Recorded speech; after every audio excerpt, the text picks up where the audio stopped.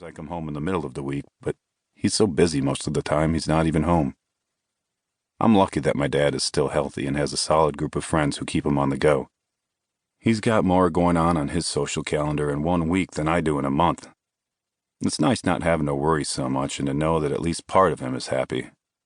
I know he'll never get over losing Mom, just like I won't, but he's been able to live his life, and that's what she would have wanted.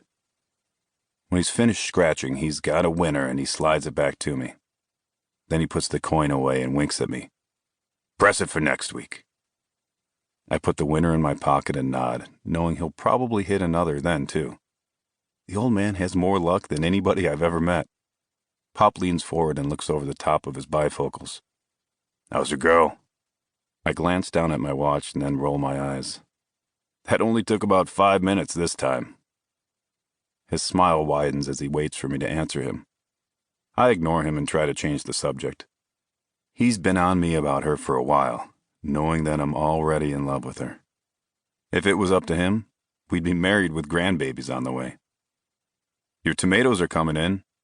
"Oh, she's got you all twisted up today." I grip the edges of the chair and try not to let him bait me. Pop can be like a dog with a bone when he wants. "Already got her eyes on someone else?" "No," I snap, and then realize I walked right into his trap.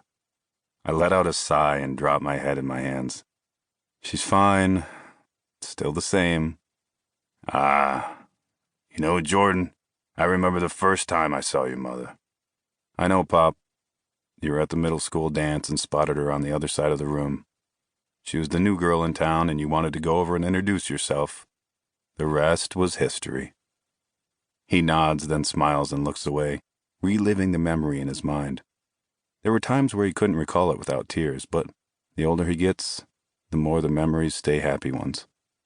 I wonder if it's because he's thinking he's getting closer to the time when he can see her again. Once he comes back from the stroll down memory lane, he shrugs one shoulder. "There's nothing wrong with being friends first. Just means the first steps will be the strongest. Take your time, but don't take too long."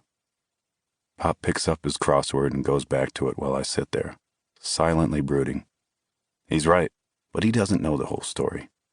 Or who I'm even hung up on. I love my dad, but I don't tell him everything. He knows me well enough to know I've got my eye on someone. But I haven't told him her name. He also knows me well enough to know that I haven't made a move yet. But I haven't told him why. How can I explain it? I guess I could come out and say that I work with a woman so beautiful I can hardly look her in the eyes. That before she spoke a word to me, every cell in my body ached to reach for her. That she's so utterly perfect, I'm not sure she even notices me like that. I rub my temples and think about how I've been locked in the friend zone with no means of escape.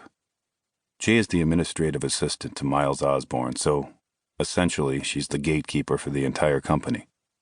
If you need Miles, you go through her, but, as the old saying goes, though she be little, she is mighty. She's small and perky, friendly to everyone she meets, but there is a pit bull inside of her, and I've seen her take a grown man down a few pegs on several occasions. The first time I saw her, I had to run up to the top floor to deliver some intel to Miles. Ryan, my boss, had asked me to run some documents upstairs because he was on his way out. It wasn't anything above my security clearance, not that there was something I couldn't find if I wanted to, so it was an easy drop. When I stepped off of the elevator, I saw her. And that was that. One look at her and I heard the voice of my father echoing in the back of my mind. "When you know, you know." That first glance at Jay, and boy, did I know. It was all a blur, but I'll never forget her chestnut-colored hair and a knot at the nape of her neck. The way her glasses slipped down her nose to reveal big, round, chocolate eyes looking at me expectantly. The way her top lip was fuller than the bottom, and how her fingers held her pen. All of that is burned into my brain, yet it feels like a dream. Without realizing it, 1 second I was dropping off papers, and the next she was asking me if I wanted to eat in the cafeteria with her. I don't even think I answered her. I just followed along and got a tray of food. She was friendly and talked nonstop.